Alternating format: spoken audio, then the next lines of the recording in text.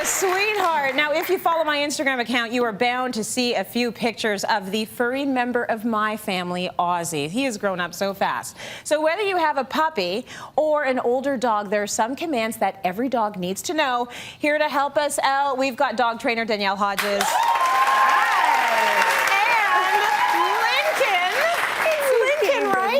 Okay, so Lincoln is such a sweetie, just 7 months old, right? Yes. And a little freaked out by the applause. The clapping is killing him. The clapping's killing him. So what does your dog need to know when it comes down to what's crucial in terms of commands? I mean, obviously, I'm a trainer. I could just list thousands of them. I know. But one really important foundational thing is called the PREMAC principle. Okay.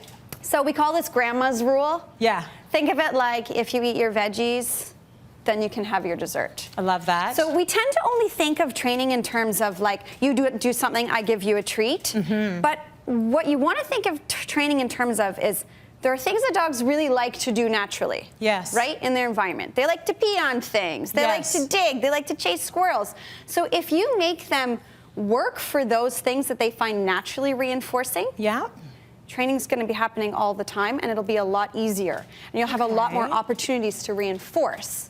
Okay, so how do you do that? So it sounds kind of complicated and trainery, but it's actually not. So I'll demonstrate for you a little sort of PREMAC. Okay. So let's say you want your dog, pretend these treats on the ground are like a squirrel or something the dog is pulling toward. Yes. And you don't want them to pull towards something. Okay. You want them to just chill out and take their time. Mm-hmm. So let's say we put this out of his reach. Okay. And we wait. Oh, there's a squirrel. We're just waiting. As soon as he releases tension, I'm going to let him have the treats. Yes. Oh. There you go. So think So think of it like the dog gives you a little of what you want. Yes. And you give him a little of what he wants. So if that was a squirrel or maybe, let's say, another dog walking by that he wants to say hi to, and he just backs off, I'm asking permission, and now, yes, you can go and say hi. Or so now, yes, you get the treat. Yes. While you're in the training phase. Because my dog is 70 pounds and he's a puller. It's embarrassing. I'm like this walking down the road. Everyone's like, oh, Ozzy's taking her for a walk again. It's like, I'm strong and I can barely. So that's what I need to do. Yeah, you need to sort of work in rewards in the environment, stuff that he naturally wants to do. Like, it sounds crazy, but if you're working on, you know, chasing squirrels, you can have the dog on a long line.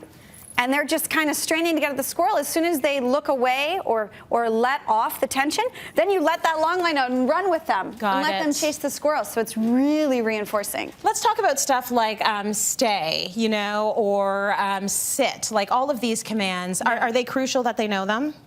Yeah, 1,000,000%. And why are they important?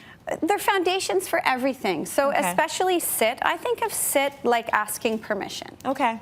So, you know, in a general sense, sit is just a really nice way to have a dog that's tuned into you. Yes. And isn't just like blah, crazy all the time. The thing about sit that's really funny is that most people, come here, Linky. Oh, I know, you're so busy just looking around. It's like, this is new. I know. Most people, when they ask for a sit, where is the dog? The dog is facing them, right? So as soon as they ask for a sit in any other position, i.e. at the curb or at the front door, your dog no longer knows what you're asking of him. Right. So the thing about sit that's really important that most people forget is you need to proof it in different situations. Got it. So if we come up to the edge of the curb and I ask for a sit, Linky, come here, honey, sit.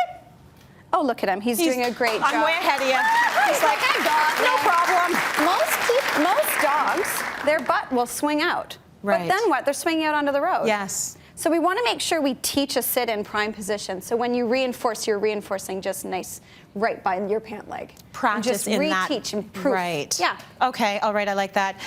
Stay or leave it or drop it. I think drop it is a big one. Drop it is a huge one. Leave it, for me, is even bigger. Okay. Because drop it means you already have it in your mouth. Yes. And if it's rotten and like if it's dead, I do not want that in your mouth. Or if it's my stiletto. Or if it's your stiletto. I don't want that in your mouth. Okay? So the leave it is very important. So for leave it, how are we getting there? Same thing? Leave it.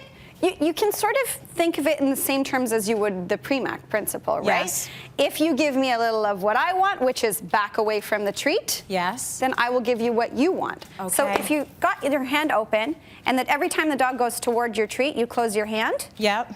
If they stay away from the treat while my hand is open, yes. So then he I'll stayed give him away, the so he treat. gets it. Yes. Okay. Yeah. So All right. he has to learn. I know they're in order to get clapping what again. He wants. I know. He's like, guys, knock it off. But he's very good though. Like he just handles it. He takes a He's- couple of steps back and he's like, okay, what are they doing? What are the humans up to now? But he stays there, which is lovely. Yes, He's yeah. obviously been trained by you. He's well. Maybe I wish a little I could take bit. the credit for this one. He's my neighbor's dog. but- Okay. Well, very good dog. Go ahead. Okay, so we've got sit now, we've got leave it, we've got drop it. Yeah. For drop it, are we giving them a treat to drop the whatever they have? Drop it. Well, you first of all, as a rule of thumb, never just take stuff from your dog. Okay. Always trade for something better. Right.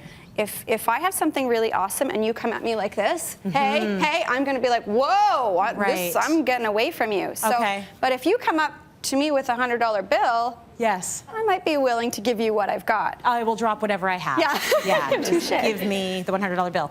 Last thing, fetch. This is more of a fun thing, but my dog Yeah. will get the ball and come back and then keep the ball in his mouth and look at me. Ah. And it's like I can't throw it again unless you give it. So what I have to do is give him a treat and then he drops the ball. Yeah, trade. How long will I have to do that for before he gets it?